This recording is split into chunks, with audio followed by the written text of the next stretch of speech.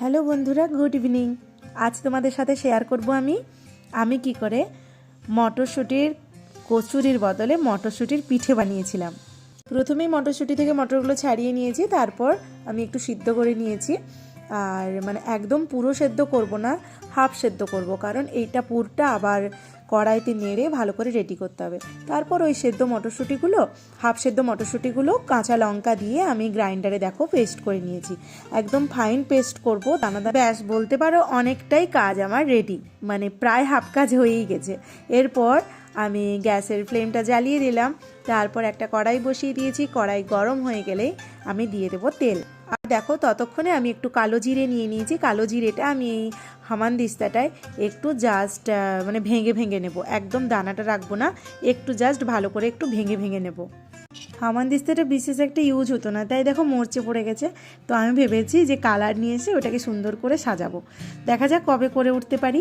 এই এতক্ষণে তেল কড়াই গরম হয়ে গেছে, দিয়ে আমি একটু সর্ষের তেল দিয়ে দিয়েছি। তাতেই তেলটা হালকা গরম হতেই তাতেই আমি একটু হলুদ গুঁড়ো, একটু লঙ্কা গুঁড়ো, আর একটু ধনে গুঁড়ো আর জিরে গুঁড়ো, এগুলো আমি গুঁড়ো মশলাগুলো এই গরম তেলেই দিয়ে দেবো। একটা দেখবে সুন্দর গন্ধ ছাড়বে, বেশ গন্ধটা সুন্দর একটা ছাড়লে তারপরে দিয়ে দেবো ওই যে আধ ভাঙা করে রাখা ওই কালো জিরেটা। গরম তেলে এই গুঁড়ো মশলাগুলো দিলে তারপর একটা সুন্দর গন্ধ ওঠে, আর কালো জিরেটা অ্যাড করলেও আরও একটা দারুণ অদ্ভুত সুন্দর গন্ধ ওঠে। সেটা বলে বোঝাতে পারবো না কতটা ভালো লাগে সেই গন্ধটা। তারপর আমি ওই যে পেস্ট করে রাখা মটরশুঁটির বাটাটা, ওইটা লঙ্কা দিয়ে যে বেটে রেখেছিলাম, ওইটা এরপরে দিয়ে দেবো। এরপর ভালো করে ওইটা সুন্দর করে কড়াই নাড়তে হবে। মশলার সাথে ভালো করে কড়াইশুঁটির বাটাটা মিশিয়ে নিয়ে ভালো করে গরমে, এই সময় আমি গ্যাসের ফ্লেমটা কিন্তু মিডিয়াম রেখেছি, হাই ফ্লেম দেবেন না, কারণ হাই ফ্লেম দিলে কড়াই ধরে ধরে যাবে আর নাড়তে অসুবিধে হবে, আর ভালো করে পুরটা সুন্দরভাবে রেডি করতেও প্রবলেম হবে। তাই এটা মিডিয়াম ফ্লেমেই এইটা ভালো করে লো টু মিডিয়াম। তুমি যখন কন্টিনিউ নাড়বে না, ভাবছো যে একটু পরে হয়তো এসে নাড়বো, তখন তুমি একদম লো ফ্লেম করে দেবে, আর যখন নাড়বে তখন মিডিয়াম ফ্লেম রেখে নাড়বে। আর এই পরিমাণ মতো লবণ দিয়ে দিলাম। লবণটা তোমরা আগেও অ্যাড করতে পারো, কিন্তু আমার আগে লবণ দিলে একটু বুঝতে অসুবিধা হয় কতটা পরিমাণ লবণ দেব, তাই আমি এই নাড়ার সময় আমি লবণটা দিলাম। এই পুরটা রেডি করা খুবই ইজি, একদমই কঠিন নয়। নাড়তে নাড়তে দেখবে একটু যে জলীয় ভাবটা থাকে সেটা শুকনো হয়ে আসবে, আর কড়াই এরকম ধরে ধরে যাবে। তারপর কড়ার চারদিকটা ভালো করে আবার ঘষে ঘষে তুলে নিতে হবে। এই রকম করে বেশ কয়েকবার করতে করতে দেখবে পুরটা একদমই শুকনো শুকনো হয়ে গেছে আর রেডি হয়ে গেছে। আর কালারটা দেখবে যে আগে যেরকম একটু সবুজ উজ্জ্বল সবুজ ছিল, সেইটা একটু কালচে সবুজ রং হয়ে আসবে। দিলেই তোমরা বুঝবে যে আমার পুরটা একদম রেডি। অনেকে এই পুরটা রেডি করার সময় লবণের সাথে অল্প একটু চিনিও অ্যাড করে, আমি করিনি। করলেও চলে, না করলেও চলে, না করলেও বিশেষ কিছু স্বাদের পার্থক্য হয় না। যেহেতু নোনতা পিঠে করব, তাই মিষ্টিটা না দিলেও হয়। আর আমি একটু যতটা সম্ভব না দেওয়া যায় যে কোনো কিছুতে, সেটা একটু, তাই চিনিটা একটু অ্যাভয়েড করি, সেই জন্যই আমি চিনিটা দিইনি। আর এই যে এদিকে চালটা আমার চাল গুঁড়িটা আমার মাখা হয়ে গেছিলো, মেখে আমি রেখে দিয়েছিলাম ঢাকা দিয়ে। তারপর এই যে আস্তে আস্তে আমি এই পুর পিঠেগুলো গড়ে নিচ্ছি। আমি জানো তো, বিয়ের আগে কখনো এরকম নোনতা পিঠে আমি খাইনি, পুর পিঠে। তো সবসময় ওই নারকেলের ছই দিয়ে যে পুর পিঠেটা হয় ওটাই খেয়েছি। তো বিয়ের পরে আমি যখন এটা ফার্স্ট টাইম খেয়েছিলাম, তো আমার বেশ ভালো লেগেছিলো নোনতা পিঠে, বেশ ভেতরে মিষ্টির বদলে নোনতা পুর। এইটা কড়াইশুঁটির আমি পুর দিচ্ছি, এটা ডালের পুর দিয়েও হয়, খুব সুন্দর টেস্ট হয় ওটাও। তো সেটা কখনো অনেকে আবার গ্রামের দিকে তরকারি দিয়েও এই পিঠেটা করে, আমি শুনেছি, যদিও ওইটা কখনো খাইনি। আর এই যে ফার্স্ট টাইম আমি নিজের হাতে এরকম পিঠেটা বানাচ্ছি, বেশ ভালো লাগছে। তো এই পিঠে করাটা আমি এই রকম করে, এটা আমি বিয়ের আগেই শিখেছিলাম যে কীরকম করে পুর পিঠেটাই খোলটা করে এর ভেতরে পুর দিয়ে ভালো করে এই ডিজাইনটা করে। তো এই ডিজাইনটা ছাড়াও আমার সিম্পলটাও খুব একটা ভাল লাগে না, মনে হয় যে একটু আঙুল দিয়ে মুড়ে মুড়ে ডিজাইনটা করে দিই, দেখতেও ভালো লাগে আর খেতেও ভালো লাগে। এইভাবে আমি আস্তে আস্তে সব পুর পিঠেগুলো রেডি করে নিচ্ছি। তো বেশ কিছু রেডি করে নিয়ে তারপর আমি ভাপে বসাবো। এই পিঠেটা তো তোমরা জানোই ভাপে হয়, আর আমি ডেকচিতে জল গরমে বসিয়ে দিয়েছি। জল গরম হয়ে গেলে তারপর এই একটা ফুটো করা গামলা আছে, মানে যেটা গ্রামের দিকে বলে না ছাদা গামলা, তো ওই রকম আর কি, মানে ছ্যাঁদা ছ্যাঁদা করা আছে। তো ওই ফুটো গামলাটায় আমি এই পিঠেগুলো দিয়ে, হ্যাঁ তবে তার আগে গামলাটার ভেতরটা একটু তেল বুলিয়ে নিতে হবে যাতে পিঠেগুলো গায়ে গায়ে না জড়ে যায় আর ভাপে, তাহলে তখন ঠিক করে দেখবে সেদ্ধ হওয়ার পরে পিঠেটা করার পরে পিঠে তো হয়ে যাবে, তারপর তুলতেও অসুবিধা হবে, তাই গায়ে আমি একটু তেল বুলিয়ে নিব। তারপর এই পিঠেগুলো দিয়ে ভাপে বসিয়ে দিলে 15 মিনিট মতো সময় লাগে, 12 থেকে 15 মিনিট, তাতেই এই পিঠেগুলো রেডি হয়ে যায় সুন্দরভাবে। তোমরা যারা দেখছো তাদের মধ্যে কারা কারা এই পিঠে মানে এরকম পিঠে প্রথম দেখলে সেটাও আমাকে জানিও, আর কারা এর আগে অনেকবার খেয়েছো এবং মিস করছো তারাও জানিও, আর যারা এই পিঠেটা খেতে ভালোবাসে তারাও আমাকে কমেন্ট করে জানিও। তোমাদের কমেন্ট দেখে আমার সত্যি ভীষণ ভালো লাগে, ভীষণ উৎসাহ পাই যে নতুন কিছু করার, মানে নতুন মানে হয়তো তোমার কাছে নতুন নয় কিন্তু আমার কাছে নতুন, বা আমার কাছে হয়তো সেটা নতুন নয় তোমার কাছে নতুন, তাই আর কি। মানে ওই দৈনন্দিন যা কিছু বানাই বা করি, এই যে দেখো আমি একটা এই পিঠেটা আমি ওই পুর পিঠেটা সিঙ্গারের মতো শেপ করতে চাইলাম, তো একটা দুটো চেষ্টা করলাম, ঠিক হলো না, মানে যে কটা চেষ্টা করেছি তার মধ্যে একটাই বোধহয় একটু সিঙ্গারার মতো, তাও একটু মনে করা যাচ্ছে আর কি, ওই আর কি। মানে যেমন সিঙ্গারার শেপটা আমি ঠিকঠাক পারিই না, মানে বারবার ভুলে যাই, বারবার শিখি, বারবার ভুলে যাই। তো সিঙ্গারা কখনো যখন ঘরে ট্রাই করি বা বানাই আমি আর আমার বর মিলে, তো শেপগুলো ওই দেয়। যাই হোক, মানে আমি চেষ্টা করি যেগুলো সিঙ্গারার মতো হয় না সেগুলো হচ্ছে ওকে হওয়ার পরে ওকে খাওয়াই, আর যেগুলো ভালো শেপ হয় ভালো খেতে লাগে সেগুলো আমি খাই, মানে বুঝতেই পারছো।